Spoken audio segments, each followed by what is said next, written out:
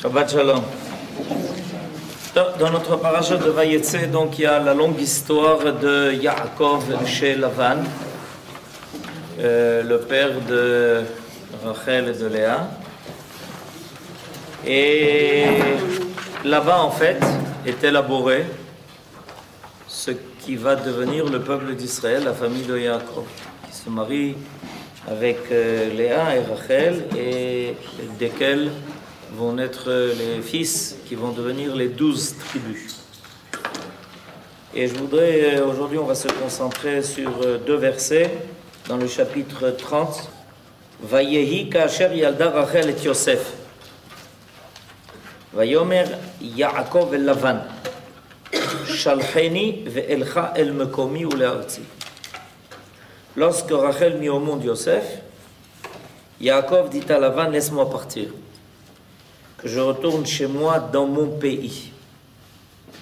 Tena et nashai, ve'et yeladai, asher avadeti otcha baen ve'elcha ki ata yadata et avodati asher avadaticha. Donne-moi mes femmes et mes enfants, pour lesquels je t'ai servi, et que je m'en aille. Car tu sais toi-même avec quel zèle je t'ai servi. Donc, on voit que Yaakov, chez Lavan, il est très fidèle dans le travail, dans le service qu'il fait. Et il sert avec beaucoup de zèle Lavan. Et il travaille de la façon la plus honnête à tel point que Yaakov sert de référence dans l'honnêteté dans le travail. Quand on veut expliquer à quelqu'un combien il doit être honnête dans son travail, combien il est redevable du temps pour lequel il est payé, on donne un exemple, Yaakov, qui a travaillé chez Lavan. Et puis voilà que tout d'un coup, un jour, au petit matin, Yaakov arrive chez Lavan, il lui dit, ben voilà. Quoi voilà? Ben je m'en vais. Comment tu t'en vas? Et pourquoi tu t'en vas? Je m'en vais. Zéou est arrivé le temps du retour. C'est-à-dire que, de façon très claire, à un moment donné, Yaakov dit à Lavan qu'il doit le quitter et retourner sur sa terre. Et la Torah nous indique que ça s'est passé au moment où Yosef est né. C'est marqué en toutes lettres, Vayi ka'asher yalda Rachel et Yosef. C'est précisément quand Rachel a mis au monde Yosef que Yaakov s'adresse à Lavan pour lui dire, renvoie-moi, ve'elcha el mekomi ule'artzi, pour aller retourner à l'endroit qui est le mien et à ma terre. Alors pourquoi la Torah nous dévoile que le temps du retour dépend de la naissance de Yosef? Parce que finalement, c'est ce que la Torah nous indique ici. Elle nous indique qu'avec la naissance de Yosef, Yaakov savait qu'il devait quitter Lavan et retourner en Israël après un long exil auquel il a été obligé par la poursuite dont le poursuivait Esav. Alors, nous dit Mung dans son commentaire, lorsque Rachel mit au monde Yosef, pourquoi attend, dit-il, la naissance de Yosef pour décider de rentrer chez ses parents? C'est parce qu'il lui avait été révélé que la maison de Esav tomberait par les mains des enfants de Yosef, comme le prophète Ovadia le confirma. À présent, s'écria Yaakov, je n'ai plus à craindre Esav ni ses légions. Alors, donc, notre ancêtre Yaakov, qui est un homme très averti, puisque avant de partir chez Lavan, il a fait un plein de Torah et de Emouna. Selon la tradition que nous avons, pendant 14 ans, il était enfermé dans la yeshiva où on transmettait les secrets non seulement de la création du monde, mais de l'histoire du monde. Parce qu'il y a deux grands deux grands domaines à étudier, les secrets de la création et les secrets de l'histoire. Les secrets de la création s'appellent Maaseh Bereshit. Les secrets de l'histoire, ça s'appelle la façon dont Dieu dirige son monde, s'appelle Maaseh Merkava. Il y a deux grands domaines dans lesquels, si on est compétent, on peut pénétrer et comprendre et à la fois comment le monde se développe et comment l'histoire qui se déroule dans le monde progresse. Et Yaakov donc avait étudié pendant 14 ans, il avait reçu toute la tradition qui avait été transmise depuis Adam Arishon par le premier homme. Et donc quand il arrive chez Lavan, il sait exactement à quoi s'attendre.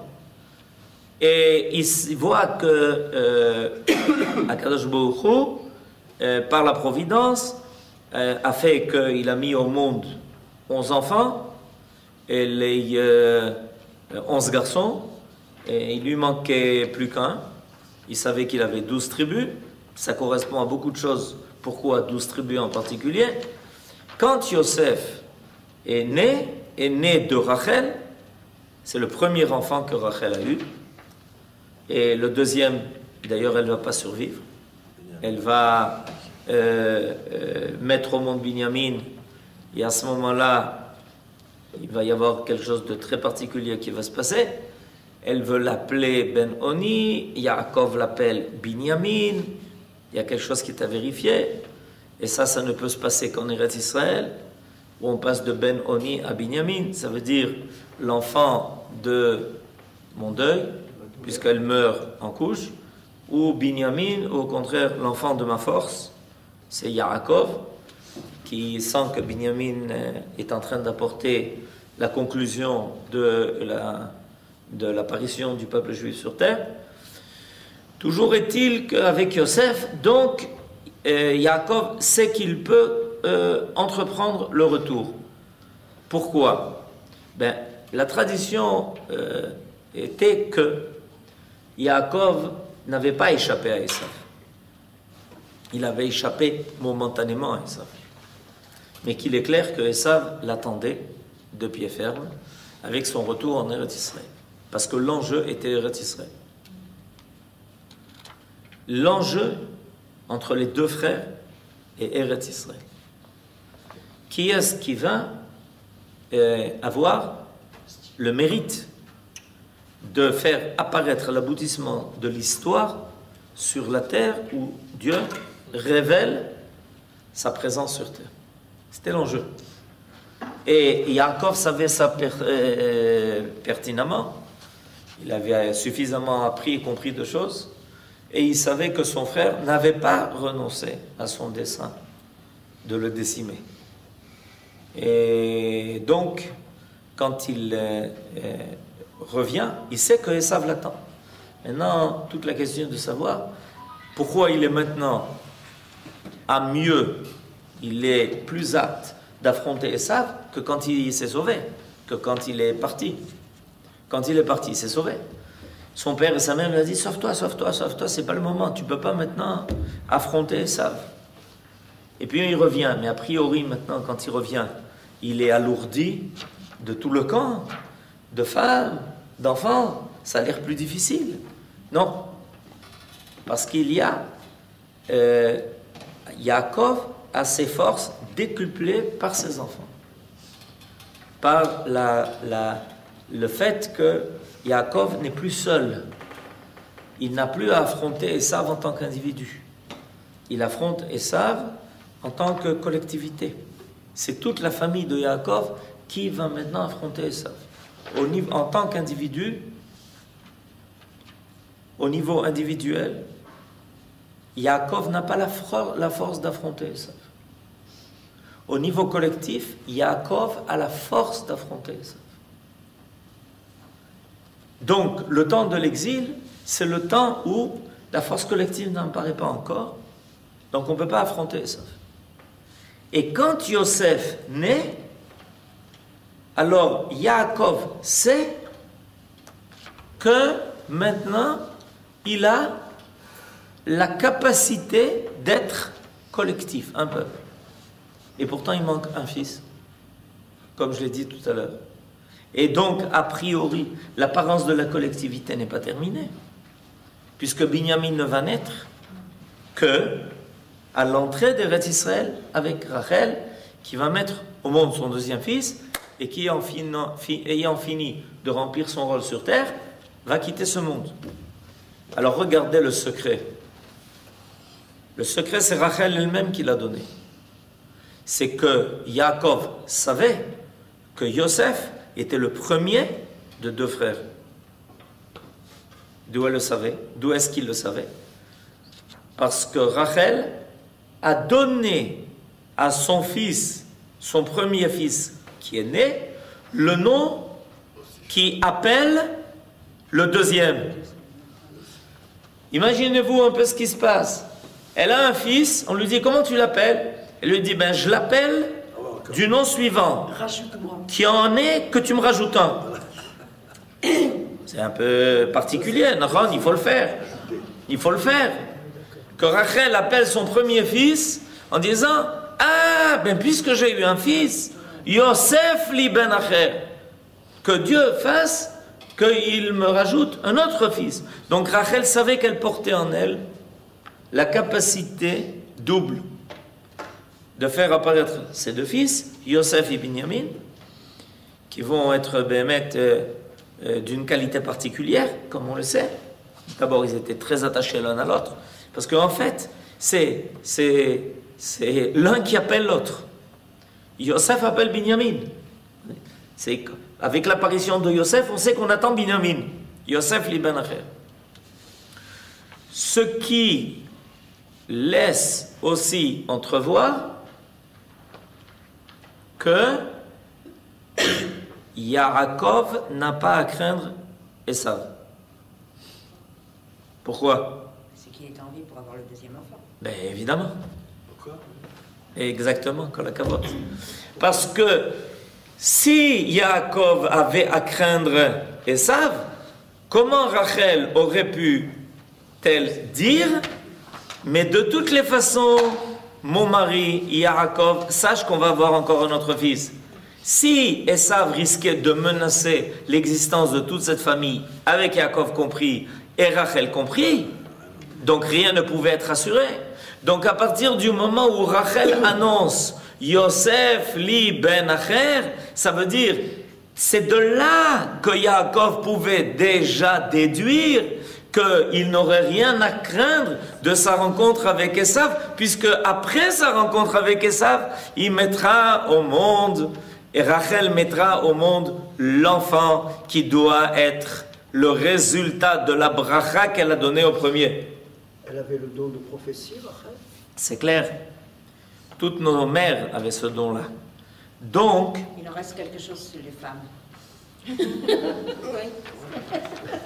Qu'est-ce qu'on peut dire?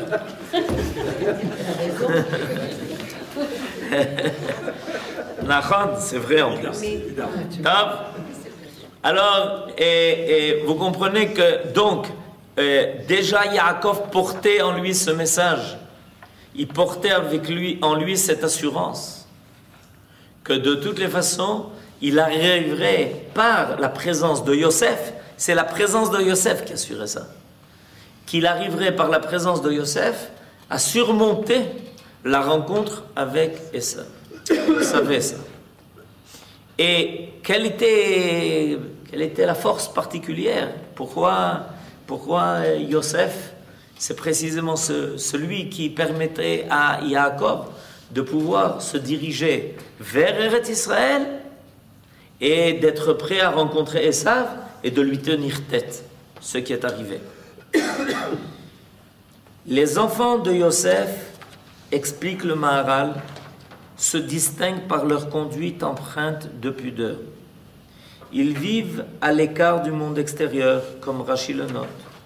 Ce sont de telles vertus qui finissent par l'emporter sur la force brutale, apanage d'Esav et de ses légions. Esav, c'est toute la force. C'est tout le monde dévoilé. Esav, ça veut dire, ça vient du mot Asouy, celui qui a déjà tout fait.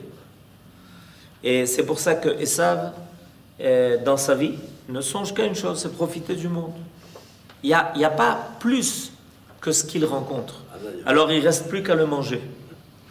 C'est pour ça que Esav est un homme de chasse. C'est ce qui a marqué. Ish Tsaïd. C'est quoi un homme de chasse? C'est un homme qui ne prend pas sur lui de rajouter quelque chose au monde, mais qui prend sur lui de profiter du monde. Un prédateur. Un prédateur. C'est-à-dire quelqu'un qui consomme ce qu'il y a. Et qu'est-ce que tu rajoutes? Rien. Et la force de Yosef, c'est de rajouter. Vous avez compris? C'est bidiouk le contraire. La force de Yosef est d'être et de la capacité de celui qui va toujours ajouter quelque chose, qui va faire apparaître quelque chose. Et donc on comprend maintenant pourquoi Yosef va être celui qui, dans le monde où on a faim, va donner à manger à tout le monde. C'est lui qui va faire de l'Égypte une grange, qui va être capable de nourrir le monde entier. Yosef a cette capacité de toujours rajouter, non pas d'être celui qui va consommer le monde et qui risque de ne rien laisser. Okay? Comme on a vous avez entendu cette semaine la panique dans le monde. Vous n'avez pas entendu? On a raconté que les gaz qui se sont accumulés dans l'atmosphère sont arrivés au niveau extrême où le monde est en danger, les gaz nocifs qui ont été accumulés par la société des hommes qui ne pensent qu'à une seule chose, c'était une société de consommation, vous avez compris, donc la société de Esav, et cette société de consommation amène le monde à frôler sa destruction. Parce qu'on consomme, et à la fin, il ne reste plus grand-chose. Peu importe, après moi, Vous vous rendez compte un peu de cette expression, ce que ça veut dire? Vous avez déjà une fois réfléchi? Cette expression qui est tellement connue et qui veut dire quelque chose de très particulier. Après moi, le déluge. Qu'est-ce que ça veut dire? On s'en fout. Non! C'est beaucoup plus grave que ça. Vous avez raison, mais c'est encore beaucoup plus grave que ça. Quand on dit « après moi, le déluge », qu'est-ce que ça veut dire profondément? Ça veut dire que je me comporte comme la génération du déluge et que je sais que mon comportement va amener après moi le déluge. C'est pire. Vous comprenez? Quelqu'un qui dit « après moi le déluge ». Et d'où tu sais? Même parce que je sais que ce que je suis en train de faire ne peut amener que le déluge. Vous avez compris? C'est-à-dire quelqu'un déclare, sans avoir honte, devant tout le monde, Benjamin le déluge, après moi, le déluge. Alors évidemment, on a escamoté le côté immoral de l'affaire en disant, non, il a simplement voulu dire qu'il s'en fiche. Mais ça veut dire quoi, s'en ficher? Ça veut dire ne pas endosser la responsabilité de l'existence du monde. Ça veut dire, je profite, je consomme, je fais ce que je veux, ce qui me passe par la tête, etc. Après moi, je sais qu'il y aura le déluge. Mais moi, je serai déjà plus là, donc moi, ça m'intéresse pas tellement. Mais c'est grave. En français, il y a des expressions de quoi vous faire hérisser les cheveux sur la tête. Un cercle vicieux. Vous vous rendez compte un peu de l'expression? Un cercle vicieux. Mais c'est terrible. Tout d'un coup, on a appris ça à l'école. Et puis un jour, on commence à réfléchir sur les expressions qu'on nous a vendues quand on était au cours préparatoire. Et on s'aperçoit qu'est-ce que cette culture a transporté. Qu'est-ce qu'elle a transporté? C'est quoi cette civilisation? Cette civilisation de Esav qui pense au pire des choses et qui vous livre des expressions comme si c'était des choses anodines. Non, c'est anodin. Tu n'as rien d'autre pour dire cela, tu n'as rien d'autre. Non, parce que profondément, c'est exactement ce que je veux dire. En réalité, c'est de ça que je veux parler. Mais toi, tu ne fais pas attention. Ça, c'est ce que nous avions, Zichrono Livracha, appris de Manitou. Faites attention aux mots. Les mots, c'est pas pour rien. Chaque culture choisit ses mots. C'est pas pour rien qu'on se sert de tels mots. On aurait pu choisir d'autres mots. Dire après moi le déluge, ça veut dire quelque chose. Mais ça ne veut rien dire du tout, enfin, tu ne vas pas prendre ça au sérieux. Mais le déluge, ça ne fait référence qu'à une seule chose. C'est ce qui est marqué dans la Bible. Et vérifie pourquoi il y a eu le déluge. Alors comment quelqu'un peut dire après moi le déluge? Ah, c'est que des mots. Oui, mais depuis des milliers d'années, on vit tous avec ça. Et on transporte ça avec nous dans notre tête. Et il y en a dans leur âme. Et finalement, il y a des hommes qui se comportent comme ça. Vous comprenez? Alors ça, Yaakov, quand il a entendu, quand il a su que son fils Yosef est né, c'est pas seulement le fait de la naissance, c'est le fait de l'apparition d'une valeur qui s'appelle Yosef. À partir du moment où la valeur qui s'appelle Yosef apparaît dans le monde, on a la capacité d'affronter Esav. Parce que Esav va détruire, mais nous on est là déjà pour construire. Ce que Esav va détruire, nous on est déjà prêts pour reconstruire un autre monde. C'est ça la force de Yosef. C'est ça le secret qui apparaît avec Yosef. Et c'est pour ça que quand Yaakov voit que Yosef est né, il dit à Lavan, je peux partir, puisque Yosef est là.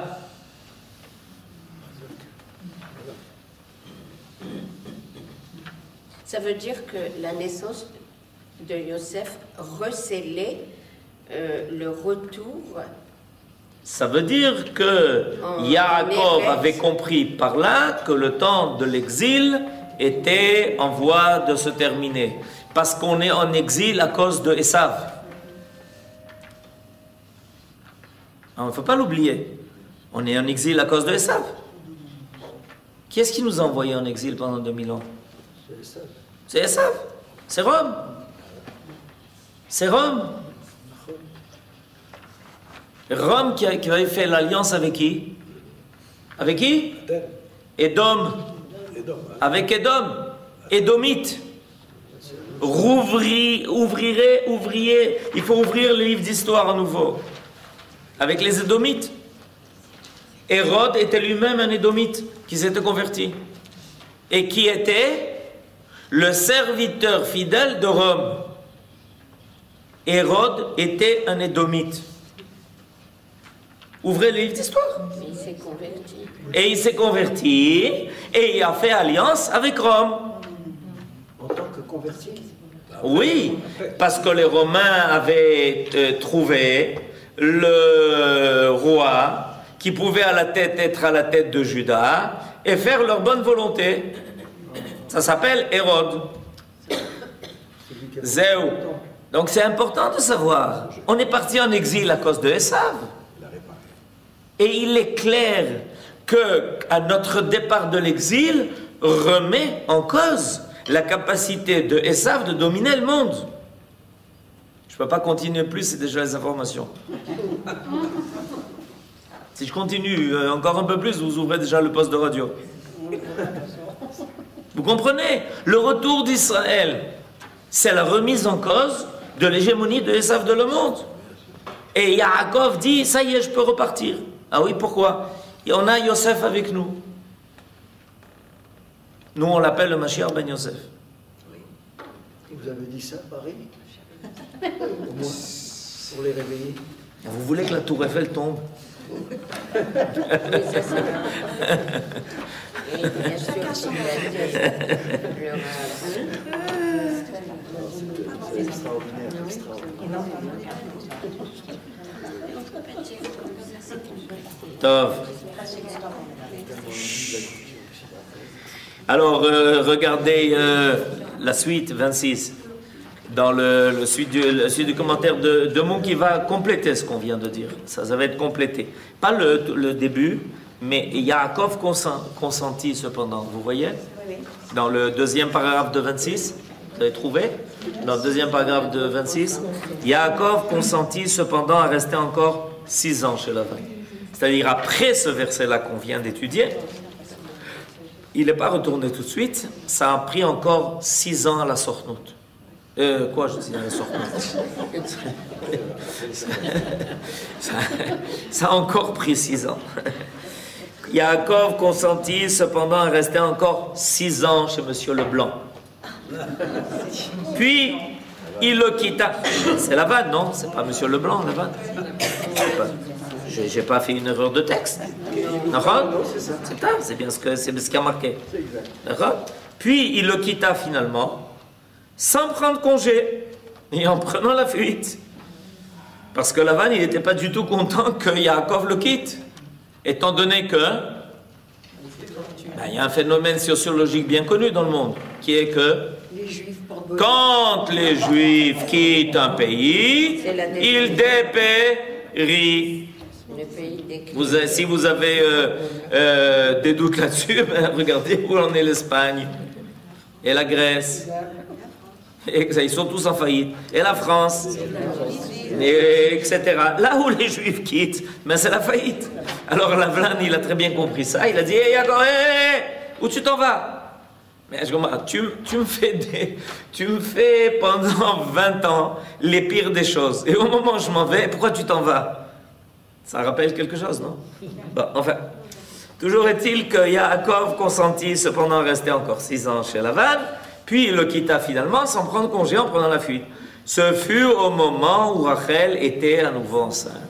Et la première fois où il a voulu le quitter, c'est quand Yosef est né. Et la deuxième fois où cette fois-là, il n'annonce pas qu'il va partir, mais cette fois-ci, il part, c'est quand Rachel est enceinte. Pourquoi?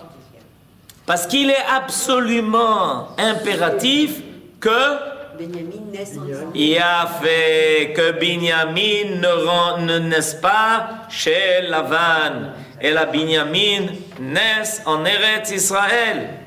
C'est absolument impératif.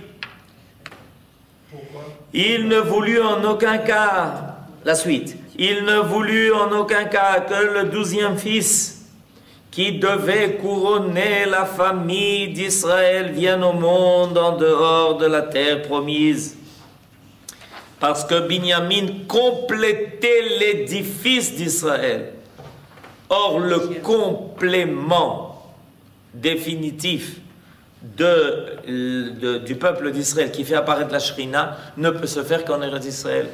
Et d'ailleurs, de là, on apprend que finalement, entre les mains de qui Esav va tomber, entre les mains des descendants de Binyamin. Yosef, c'est la force qui est capable d'affronter Esav. Mais celui qui est capable de concrétiser, de réaliser et de le mettre à terre, c'est Binyamin. C'est pour ça que Akadosh Baruch Hu dit au prophète Shmuel, va dire à Shaoul, le premier roi d'Israël de la tribu de Binyamin, va mener la guerre contre Amalek. Va. S'il avait fait, l'histoire aurait abouti. Il n'a pas fini son travail, on continue et on arrive à Purim. Mordechai qui est de Binyamin. Et tout le monde s'adresse à Mordechai en disant, mais qu'est-ce que c'est cette folie que tu as affronté Aman là où il passe? Tu cherches où passe le convoi présidentiel, d'accord? Et tu vas là-bas, et puis là où se trouve le convoi présidentiel de Haman, tu dis, hé, coucou. Et comment tu fais ça? Tu nous mets tous en danger. Réponse de Mordechai, je suis de la tribu de Binyamin. Il est investi. Ok? Je suis de la tribu de Binyamin. Je suis Ish Yemini. Mordechai, Ish Yemini. C'est entre mes mains que Esav doit tomber. Et Aman était Amaleki. Zéo, continuez. Parce que c'était pas On prosterné. va pas quand même ouvrir la radio. Binyamin ne s'était pas prosterné. Ben vadaï, pourquoi? Parce que Binyamin ne s'est pas prosterné devant Esav, et parce que Binyamin a la force d'Eretz Israël. C'est pour ça qu'il s'appelle Binyamin. Bin Yamin. Yemin Hashem romema, Yemin Hashem osa chayil. Osa chayil, ça veut dire il est capable de mener le combat, il est capable de vaincre. On ne peut pas faire ça en exil. Donc Yaakov ne voulait pas que Binyamin naisse en dehors d'Eretz Israël. C'est pour ça qu'il s'est précipité en fuite. Rachel lui a dit, je suis enceinte. Et Yaakov lui a dit, ah mais c'est le deuxième. C'est celui qui a annoncé à partir de Yosef. Tout de suite, vite. Il faut arriver en Eretz Israël pour que Binyamin naisse. Et depuis, Rachel, qui est arrivée en Eretz Israël, est morte en Eretz Israël. Vous pouvez aller à pied. Vous pouvez à pied. J'étais cette semaine. À pied? Là. Non, j'étais en voiture. Je devais donner cours, je n'avais pas le temps d'aller à pied. Mais, juste à côté, elle attend que ses enfants reviennent. Il a été conçu chez Lavan, alors. Qui ça? Binyamin. Quoi? Monsieur Leblanc. Non, mais il a conçu. Mais il est né en Eretz Israël. Zéou. Ben, vous avez toute l'histoire. Maintenant, il faut la compléter, c'est tout. Il faut autre. Shabbat Shalom.